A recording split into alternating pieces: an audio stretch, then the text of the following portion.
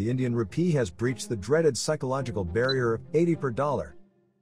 The rupee has weakened by over 7% year to date against the US dollar and by around 25% since December 2014.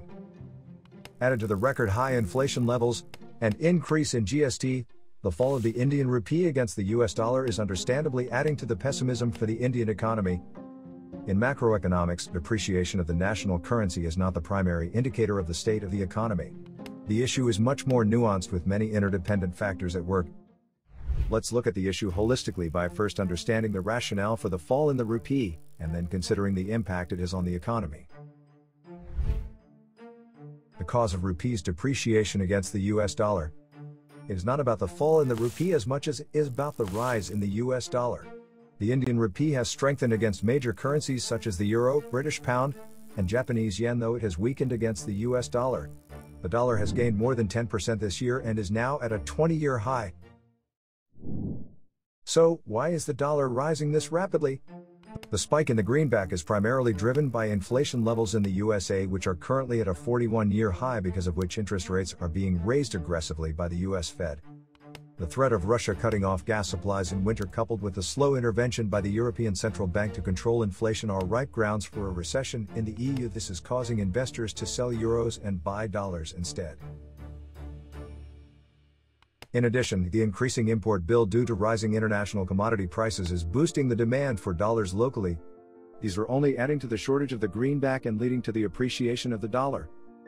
The exodus of foreign portfolio investors from Indian markets is only precipitating the crisis.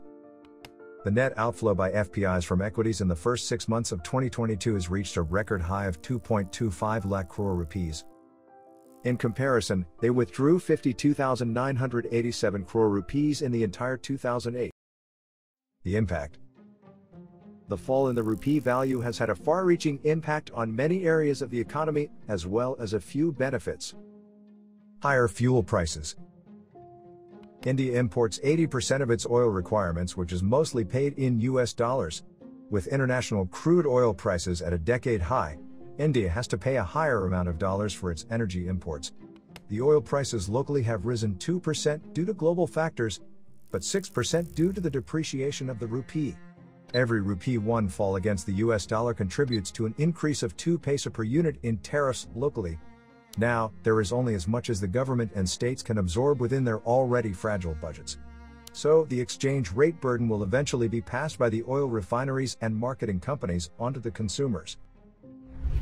Inflationary pressure. As per RBI's monetary policy report published in April, if the rupee depreciates by 5% from 76 per dollar, retail inflation could edge up by around 20 basis points. Costlier foreign education and international travel. Travelers and students studying abroad will see a spike in their budgets given the higher price they have to pay for purchasing dollars. Students studying abroad and with a limited budget are particularly hard hit, as their parents have to remit more rupees for the tuition fees and living expenses. Not all is gloomy, though. The upside of a weakening rupee is that Indian goods and services become that much cheaper for exports. IT companies are the biggest gainers, as most of their client billings is in US dollars. The Americas contribute about 50 to 60% of their revenue, and a 100 basis points fall in the rupee against the dollar straightaway translates into a 30 bps operating margin benefit.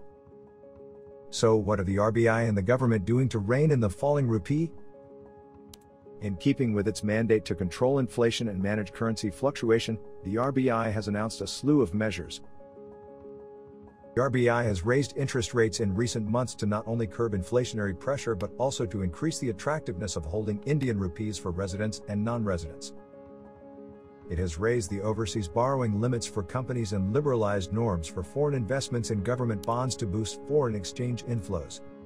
The RBI also increased the ECB limit under the automatic route from $750 million or its equivalent per financial year to $1.5 billion, and eased norms for foreign portfolio investments in the debt market.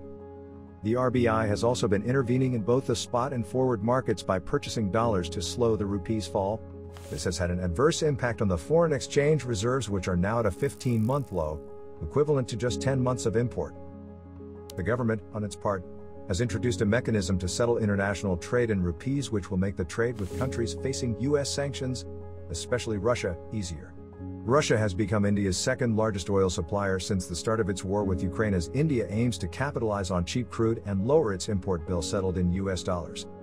With the US dollar set to strengthen even further and the global headwinds not seeming like getting a breather anytime soon, the rupee is only expected to weaken further. How soon and how much will depend on the RBI and the government policies. In the current times, one can only be best advised to hold their investments in dollars. If you've liked this video, please don't forget to subscribe to our channel and click on the bell icon to get instantly notified each time a new video is published. The Mirrority delivers groundbreaking news, quality podcasts and videos like never before. Download our app today to enjoy a complete news experience.